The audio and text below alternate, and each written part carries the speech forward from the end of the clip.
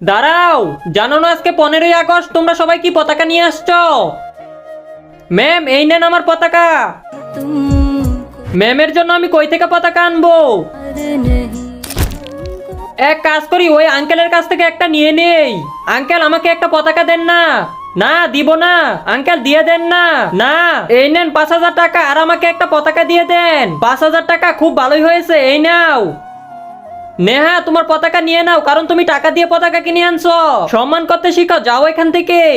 দাঁড়াও সুবর্ণা, এখন আমি দেখি এই পতাকা তুমি কিভাবে আনছো। কালকে তো স্বাধীনতা দিবস, ম্যামকে কি দিব? আরে হ্যাঁ, এই বাচ্চার থেকে পতাকা চুরি করে নেই। সুবর্ণা, তুমি একটা ছোট বাচ্চার কাছ থেকে পতাকা চুরি করেছো? এত খারাপ তুমি, যাও এখান থেকে। মেহের, তুমি তো 2টা পতাকা নিয়ে আসছো, এখন দেখি কিভাবে আনছো।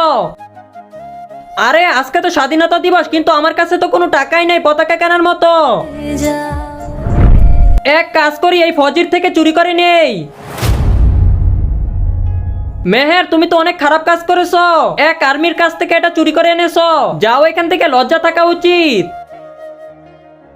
ম্যাম, এটা আপনার জন্য। শোভা, দাও। ম্যামের জন্য স্বাধীনতা দিবসে কি নিয়ে যাব? কিন্তু তার আগে আজকে দেখবো তুমি এই মন্দির ঘরটাকে বেশি ভালোবাসো নাকি আল্লাহর ঘরটি বেশি ভালোবাসো। যদি তুমি আল্লাহর ঘরটি বেশি ভালোবেসে থাকো তাহলে লাইক আর সাবস্ক্রাইব করে দাও। আর তুমি যদি মন্দির ঘরটি ভালোবেসে থাকো তাহলে তোমাকে কিছুই করতে হবে না। হ্যাঁ, আইডিয়া, ম্যামের জন্য এই বেলুন আর্ট বানিয়ে নিয়ে যাই। এখন এর মধ্যে কালার করে পতাকা বানাবো।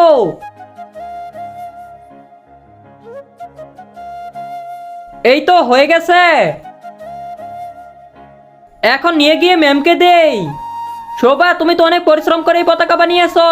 Thank you ma'am. শোভা, এইদিকে আসো, বন্ধুরা সবাই সাবস্ক্রাইব করে দাও।